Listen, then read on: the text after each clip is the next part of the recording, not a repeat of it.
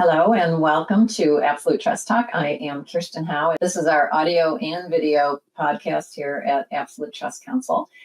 My guest today is Miguel Delgado, and this is our second episode with my guest. Miguel is a CFP, Certified Financial Planner, and a Senior Wealth Advisor at Legacy Wealth Management. Miguel began his finance career in 2006 and quickly became a trusted advisor. By 2012, just 6 short years, he started his own independent practice, and he's worked with over 200 families over the years. His efforts were recognized by the Cal State University East Bay Alumni's 40 Under 40 Award. So, really a go-getter. He's a young guy making his mark. And that award highlights his influence and expertise in financing even before turning 40. And I don't know how old you are, but that's an impressive thing. And you don't have to share. As listeners know, this is my second episode here with Miguel. And in the previous episode, we talked about some of the tax and financial strategies and issues that Miguel works on with his business owner clients. Miguel, welcome again, and thank you again. You also help your business owner clients with some of their concerns that are maybe less directly about taxes and money and more about the long-term viability of the business. So my first question about that is how do you even discover these concerns that your business owner clients have? Questions, lots of questions, lots of good questions. There's a difference between asking lots of questions and good questions, right? I try to get them to talk about their business in ways that maybe other people haven't asked them questions about their business. Like, what's fun about the business? What's not so fun? What's going well and what's not going so well? Or what's worrying you from the business? When I first started asking these questions, I thought that the answers that I would be getting were related to finances. Oh, I'm paying too much in taxes, or oh, my portfolio is not doing good enough. Problems that financial advisors most commonly solve. Typically tackle. Yeah. But what I found is that for many business owners, some of the biggest problems they're facing are employee challenges, challenges in making sure that they're doing the best for their customers and clients. Could be marketing things, could be things that have nothing to do with what I do, right? But as a wealth advisor, wealth manager, who I see that role as somebody who's all-encompassing finance, right?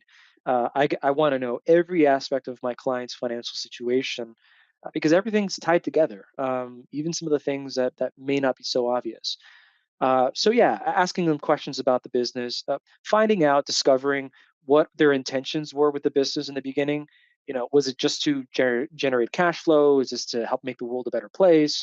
You know, and then stress test, ask questions that stress test the company under different circumstances. Like, for example, hey,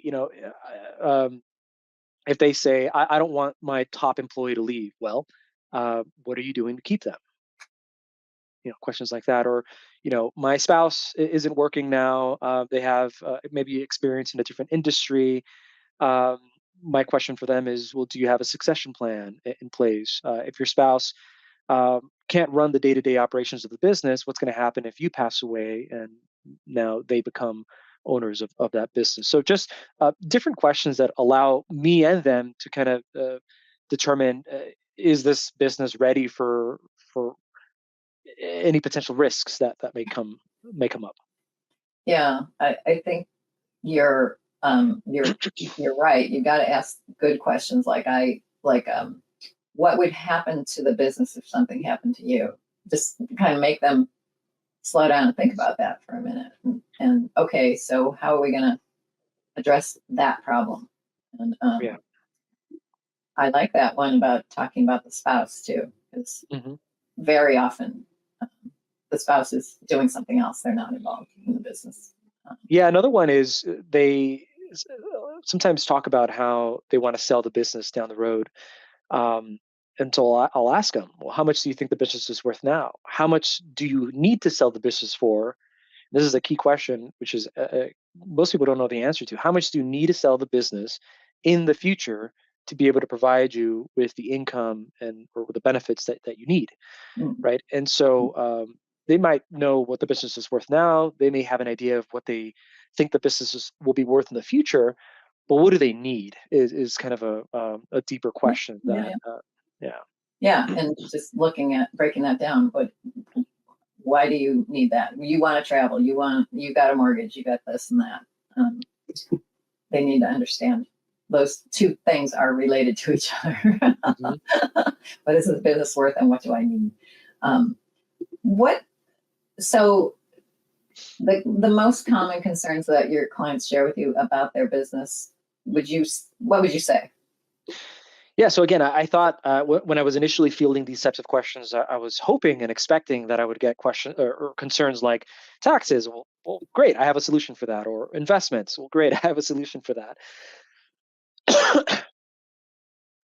But the most common concerns I feel related to the business is employee retention. Um, Again, customer satisfaction, reviews, the Mhm. business reputation, and then for the business owner, it's work-life balance. I can't tell you how many times I've heard, oh yeah, my spouse, is telling me that I should work less, or Yeah. when am I going to retire? Or I keep talking about hiring a management team, and I'm still working 7 days a week or 5 days a week, whatever it is. So those are that family pressure of getting that work-life balance is a big one. Yeah, I can totally relate to all of those things. And I think that I always say that one of the best things and at the same time, the most challenging things about owning a business is having employees. And even, employees are great because they help. They take away from you the things that you don't have time to do or don't want to do. But they bring their own, challenges. And even once you have things humming along pretty well in the business, you got steady cash flow. I think if you're a small business owner, never really stop worrying about that key employee deciding to leave, and then the whole business craters back onto your desk. So, what kinds of ideas do you like to explore with your clients around that subject of employee retention? I guess. Yeah. So I usually start off with learning what they have in place now, right? Is what they have. So most common type of setup that I see is, the employees have a salary or they have an hourly wage. Um, the next thing that comes with that is some employee benefits, like maybe health insurance and 401k plans. Um, and then after that, it could be bonuses, right? Uh, those are typically the most common things that I see. And so when I hear a business owner talk about how one of their biggest fears is a key employee leaving the business, seeing these traditional types of benefits aren't usually good enough. It doesn't make it sticky enough, right? If somebody's getting a bonus, when is the best time for an employee that's already been thinking about leaving to leave? The day after the bonus. The day after the bonus, exactly.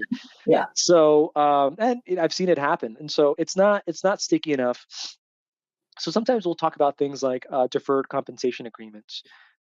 There's different kinds. It allows the employer to put a vesting schedule. It incentivizes the employee to stay. It also gives some tax benefits to the business when the reward is finally fully vested and given to the employee. Looking at other fringe benefits, now in age, business owners have to be willing to compete. I've seen things like pet insurance. Not saying that every business owner has to offer that, but looking at the fringe benefits they have available, if they're already doing all these other things, maybe look at their fringe benefits, the cafeteria plan, if you will.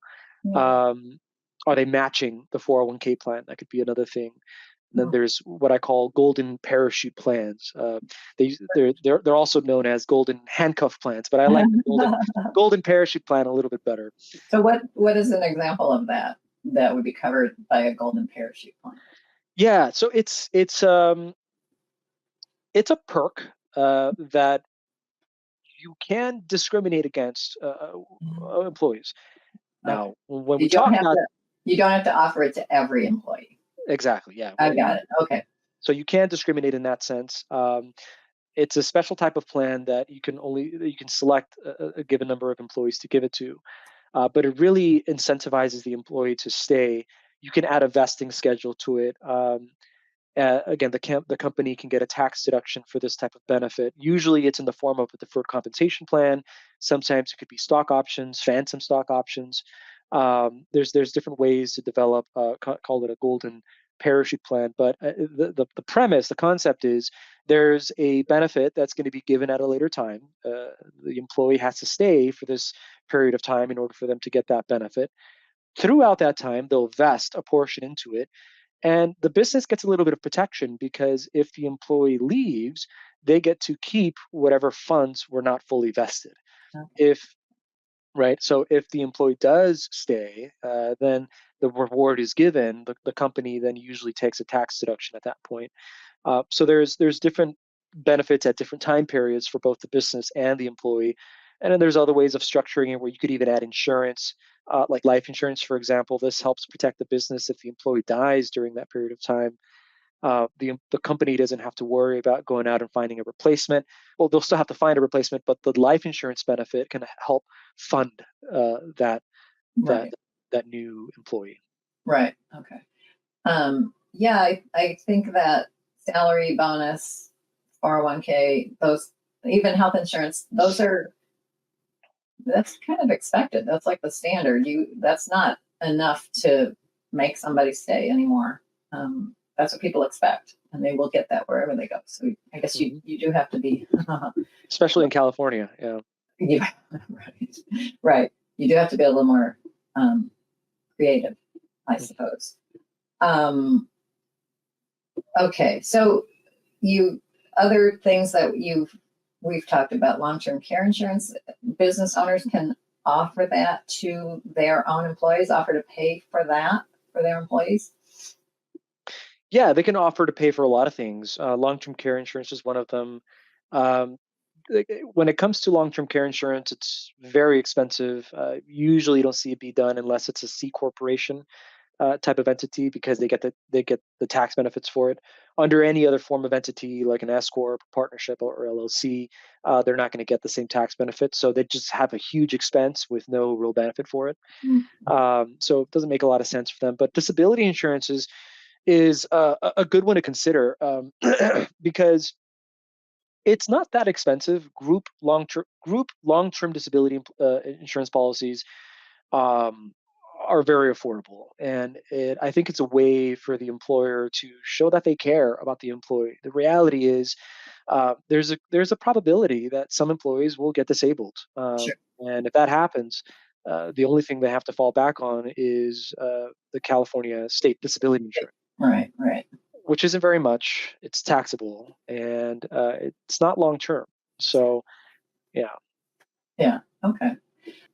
One thing that I find very commonly is that I have business owner who has a co-owner. They don't have any kind of buy-sell agreement between them, or even if they have one, there's not really any way for it to be implemented. And I'm going to throw that over to you, Miguel, to talk about what that even means, the implementation of a buy-sell agreement. Starts off with, first of all, having something in writing, right? You have to have a buy-sell agreement that's usually drawn up by an attorney. Um, but then there's the funding part of it, right? And if I can kind of go back for a moment, when most people think about a buy-sell agreement or a succession plan, they're usually thinking about it around the context of death, right? If I die, what's going to happen to the business? But the reality is that there's a lot of different forms of exit from the business, and it's not always death. It's actually not the most common form of exit of a business, right? There's disability, there's a divorce, there's simply somebody wanting to retire and not wanting to be part of the business anymore. There could be a number of reasons why somebody exits the business, and so if there's partners in place, different owners of a business, you should agree ahead of time how the business or that owner's shares are going to be bought or redistributed amongst the rest of the owners in the event of that exit. Planning that in advance allows for just so much more peace. Yeah. Yes, planning in advance is always better than scrambling in a crisis. Right. And so funding the buy sell really depends on the type of exit, right? If it's a death, the easiest way and the most affordable way to fund that is using life insurance. Um, Okay, and by funding, what we're talking about is the agreement says if one of us dies, the company buys our shares back. For example, life insurance could pay money to the company to enable it to buy those shares. Correct. Yeah, it depends on how How it's structured, yeah, right. yeah, It could be a cross purchase sell, or it could be an entity. Yeah. Um, but let's say you and I own a business, and the business is worth $1 million, and we own 50-50 of it. If I exit the business, you're going to either have to decide, well, do I want his shares, or are we going to allow another uh, a third investor, party to a come third in, party to come in? yeah, If I die, it's going to be my spouse. Do you want to work with my spouse? we'll Does be she? partners with my spouse, yeah. Right. So those are a lot of the things that have to be addressed up front, right? Is how is this going to be handled? And then the funding, of course, is yeah. Where is the money going to come up to pay that $500,000 or whatever the business is worth at that time? How is the business going to be valued? Are we agreeing on it now, or do we agree on a formula? Right, Because if there's a divorce or a death, the surviving spouse or the other spouse, the other side of the divorce, may disagree on the valuation of the business. right. You don't get to decide. There's a judge, a Exactly. family law judge who will decide.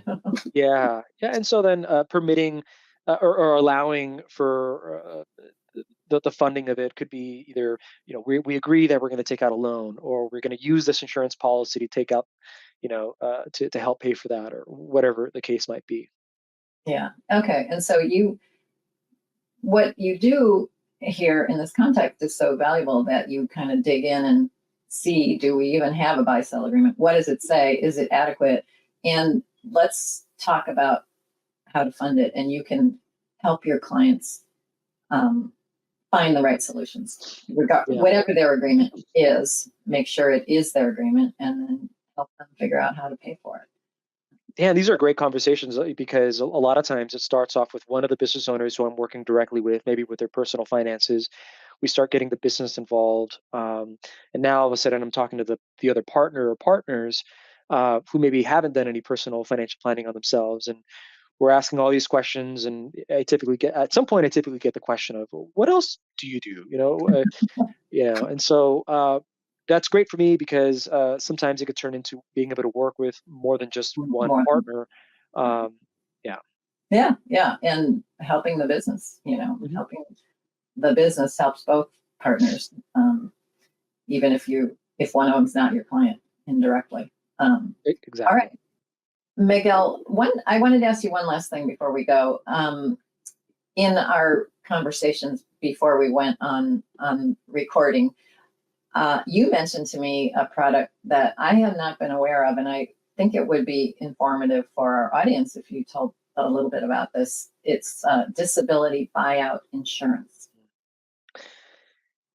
Yeah. So in the context of the buy-sell agreements, it's a little known fact, right? I mentioned how most people, when they think about exiting a business, they think about it in the form of a death or retirement. But disability is actually a lot more common than death. And so, if there's multiple partners involved, the same way that we use life insurance to fund the buy sell of a business, if somebody gets disabled and they're not able to return back to work, um, their shares are going to have to either be redistributed back to the company or to the other shareholders. So, how is that done? How do the other shareholders, or how does the business buy out that partner or that owner? And one of the ways to do that is by using a disability buyout policy. The definitions of when the policy is triggered is very similar to how a traditional disability insurance policy kicks in.